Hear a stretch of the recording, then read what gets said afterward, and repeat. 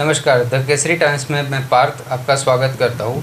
22 अप्रैल 2025 भारत के लोगों के लिए दर्दनाक रहा, क्योंकि उसी दिन जम्मू कश्मीर के पहलगाम में पाकिस्तानी आतंकी हमला हुआ, जिसमें जो लोग सिर्फ वहाँ घूमने गए थे, टूरिस्ट थे, बेकसूर थे, उनको उनके फैमिली के सामने ही बेरहमी से मारा गया था, और वो भी धर्म पूछकर मारा गया था।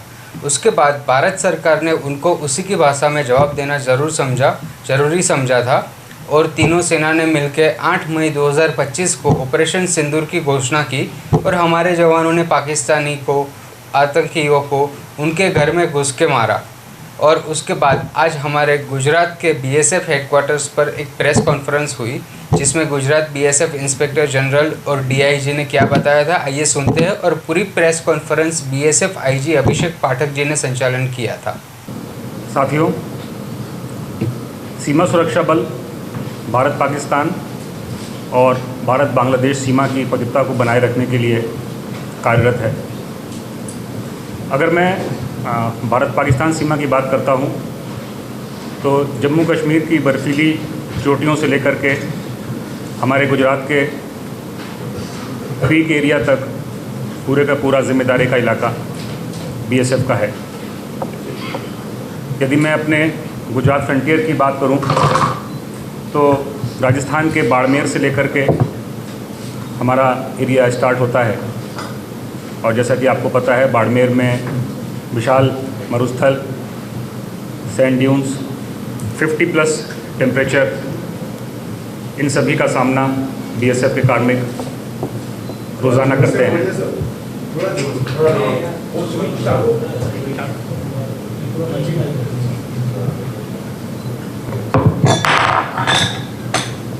गुजरात में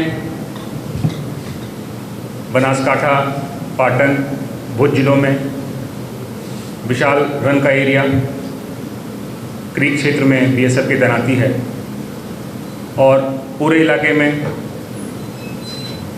जो क्लाइमेट है हाईली सलाइन, भूमि मार्शी,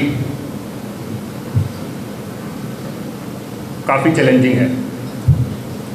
लेकिन जैसा कि मैंने बताया, हमारे बीएसएफ के कार्मिक अपने ध्येय वाक्य जीवन पर्यंत कर्तव्य को लेकर के लगातार सीमा की सुरक्षा को अक्षुण्ण बनाए रखते हैं।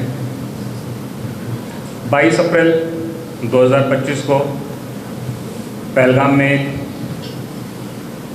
दुर्दांत आतंकवादी हमला हुआ, और इस हमले के बाद समस्त भारतवासियों में पाकिस्तान द्वारा पोषित आतंकवादियों के खिलाफ में घोर रोष व्याप्त था।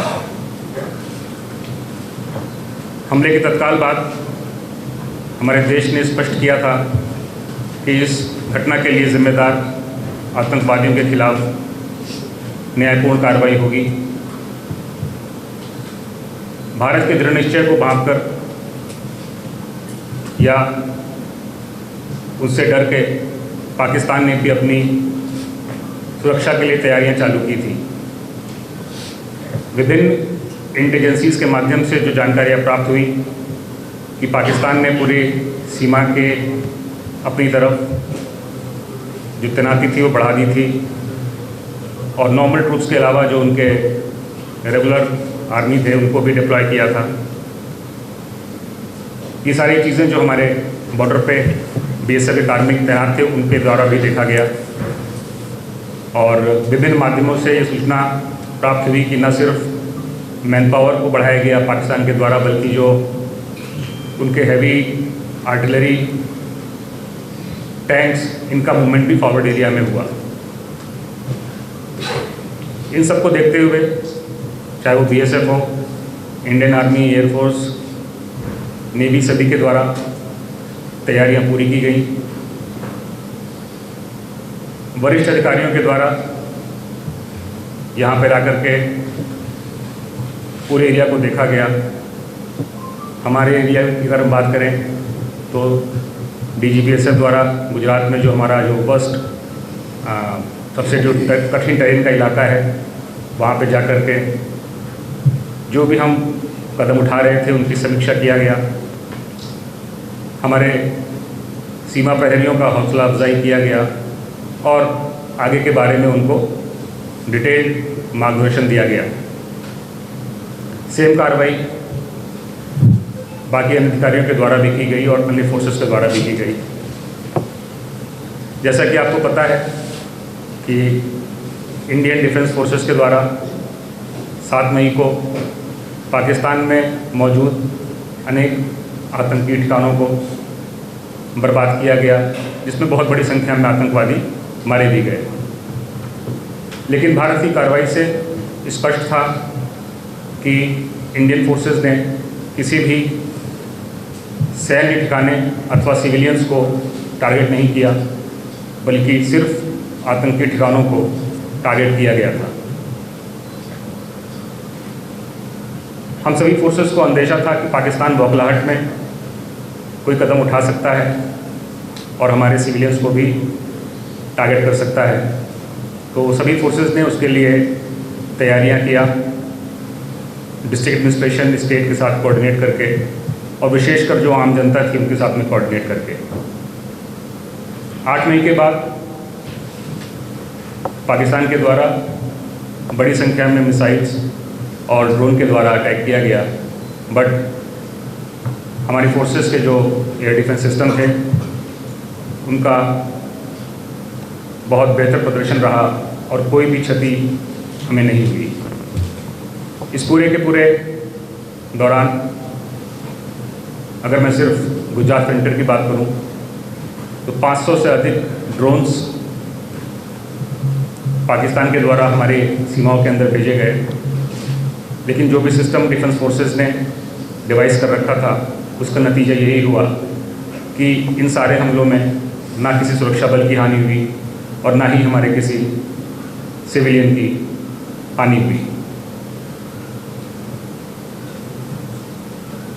इस पूरे अभियान के दौरान हमारे जो लोग किसी पारिवारिक कार्य से, व्यक्तिगत कार्य से सीमा पर मौजूद नहीं थे, छुट्टी पर थे या कहीं और थे, जैसे ही उनको पता चला कि बॉर्डर पे सिचुएशन टेंस्ड है, तो बिना कोई क्षण गंवाए उन सभी लोगों ने अपने व्यक्तिगत जो दायित्व थे उनको दरकिनार करते हुए तत्काल देश सेवा के लिए अपने बॉर्डर पर उपस्थित हुए। पूरे अभियान में मैं विशेष उल्लेख करना चाहूँगा हमारे बीएसएफ के महिला सीमा प्रहरियों का। गुजरात में 800 से अधिक संख्या में महिला सीमा प्रहरी तैनात हैं और पूरे ऑपरेशन के दौरान लगभग समस्त सीमा प्रहरी, महिला सीमा प्रहरी फ्रंट लाइन पे, बॉर्डर पे, बीओपीज़ पे पूरी साहस के साथ तैनात रहे। यहाँ पे मैं अपने 2 युवा महिला अधिकारियों का नाम ज़रूर लेना चाहूँगा, एसी अमनदीप और एसी नीति यादव। दोनों महिला सहायक कमांडेंट कंपनी कमांडर के तौर पे जो सबसे कठिन क्रीक क्षेत्र है वहाँ पर अपनी कंपनियों को लीड करते रहे और सीमा की सुरक्षा को उन्होंने सुनिश्चित किया। पूरे अभियान में जो एक चीज़ काबिल गौर रही वो BSF, Indian army, air force, navy का आपस में कोऑर्डिनेशन रहा। जिस भी फोर्स को जो भी रिक्वायरमेंट थी वो दूसरी फोर्स के माध्यम से प्राप्त हुई। अगर मैं गुजरात स्टेट की बात करूं तो माननीय मुख्यमंत्री जी के द्वारा ऑलमोस्ट डेली बेसिस पे सभी सिक्योरिटी फोर्सेस के साथ में और अपने जो कंसर्न डिपार्टमेंट्स गुजरात गवर्नमेंट के थे उनके साथ में रिव्यू किया गया और जो भी हमारी रिक्वायरमेंट थी उनको कंसर्न डिपार्टमेंट ने इमीडिएटली पूरा किया। गुजरात के माननीय गृह मंत्री जी के द्वारा व्यक्तिगत तौर पे फोर्सेस से मिल करके जो भी हमको रिक्वायरमेंट थी या जो हम रिक्वायरमेंट एंटिसिपेट कर रहे थे कि भविष्य में पड़ने वाली हैं उनकी जानकारी ली गई और विदिन 1 नाइट शाम को उन्होंने मीटिंग की और अगले मॉर्निंग तक जो जो सामान हमको रिक्वायरमेंट थी या जो हमने भविष्य के लिए एंटिसिपेट किया था वो सभी उपलब्ध करवा दिया गया। सेम चीज़ हमको सभी डिस्ट्रिक्ट्स में देखने को मिला। बनासकांठा, पाटन, भुज में रिस्पेक्टिव डीएम्स, एसपीज़ और बाकी डिपार्टमेंट्स, चाहे वो बिजली के डिपार्टमेंट्स हों, वाटर सप्लाई के डिपार्टमेंट्स हों, विशेषकर मेडिकल हेल्थ फैसिलिटीज़ के जो डिपार्टमेंट थे, उन्होंने आगे बढ़ चढ़ करके बीएसएफ के लिए और सिक्योरिटी फोर्सेस के लिए जो कुछ भी रिक्वायरमेंट थी उन्होंने समय से पहले उसको अवेलेबल करवा दिया गया। पूरे अभियान के दौरान जैसा कि मैंने कहा कि हमको अंदेशा था कि पाकिस्तान सिविलियन टारगेट्स को भी निशाना बना सकता है, तो बीएसएफ के द्वारा लगातार जो सीमावर्ती हमारे गांव थे वहां पर गांव वालों के साथ में मीटिंग किया गया और बेसिक उनको डूज एंड डोंट्स, क्या उनको करना है, क्या ड्रिल है, उसके बारे में बताया गया। बट ये बहुत हमारे लिए रीअश्योरिंग था कि ऑलमोस्ट सभी गांव में जहां पर भी हमने मीटिंग किया, सभी गांव वालों ने हमको बताया कि जब तक बीएसएफ फ्रंट लाइन पे तैनात है तो उन्हें कोई भी खतरा, कोई भी भय नहीं है। और सभी गांव ने वापस में यही बोला कि आप फ्रंट लाइन पर हैं, देश की सुरक्षा में हैं, आपको जो रिक्वायरमेंट हो आप हमको बताइए, हम आपको उस रिक्वायरमेंट को फुलफ़िल करेंगे। तो आज इस वार्ता के माध्यम से मैं पूरे बीएसएफ की तरफ से गुजरात में माननीय मुख्यमंत्री जी को, माननीय गृह मंत्री जी को और समस्त डिपार्टमेंट्स को और विशेषकर जो हमारे गुजरात की जनता है जिन्होंने पूरा बढ़ चढ़ के हमारा साथ दिया, उनका भी मैं धन्यवाद देता हूँ। इंटेलिजेंस में सारी की सारी एजेंसीज लगातार मिलजुल के काम कर रही थी और इसीलिए जो भी सूचना थी वो इमीडिएटली कंसर्न डिस्ट्रिक्ट्स को, कंसर्न लोगों को मिल रही थी और इसके चलते कोई तकलीफ हमको नहीं हुई। बीएसएफ का पूर्व के जो युद्ध हुए हैं उसमें भी काफ़ी गौरवमय इतिहास रहा है। इवन 1971 में बीएसएफ की 3 बटालियंस 1st, 2nd, 3rd ने 15 से अधिक सीमा चौकियां जो पाकिस्तान की थीं उनको बर्बाद किया या फिर कब्जा किया, नगर पार तक जा कर के उसको अपने कब्जे में लिया था। इस बार भी बीएसएफ का और समस्त फोर्सेस का कोऑर्डिनेशन अभूतपूर्व था और किसी भी कंडीशन से निपटने के लिए हम सभी तैयार थे और अभी तैयार भी हैं। इस तैयारी का ही एक रिजल्ट था कि 23 मई 2025 को हमारा जो श्रीगाम सब सेक्टर है वहाँ पर एक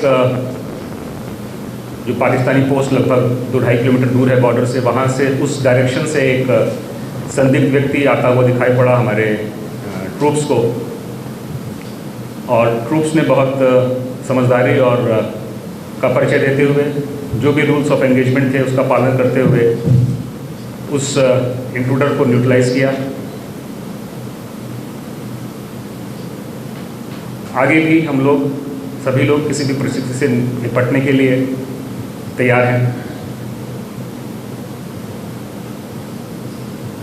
अंत में एक बार मैं जो भी हमको इस पूरे ऑपरेशन के दौरान आप सभी लोगों का, मीडिया का जो समर्थन प्राप्त हुआ, जो भी डायरेक्ट गवर्नमेंट से थे, जो भी निर्देश आम जनता की बेहतरी के लिए फोर्सेस देना वो आप लोग के माध्यम से इमीडिएटली लोगों तक पहुँचे।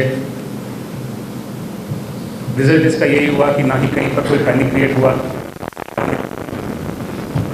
फोर्सेस के प्रति एक विश्वास अडिग रहा।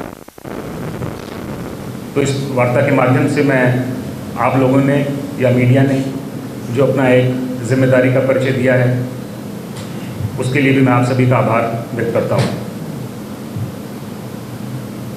फाइनली जो मैंने शुरुआत में कहा था कि बीएसएफ का ध्येय वाक्य जीवन पर्यंत कर्तव्य है और हम सभी सीमा प्रहरी उसी ध्येय वाक्य को ध्यान में रखते हुए निरंतर से देश की सेवा में अग्रसर हैं।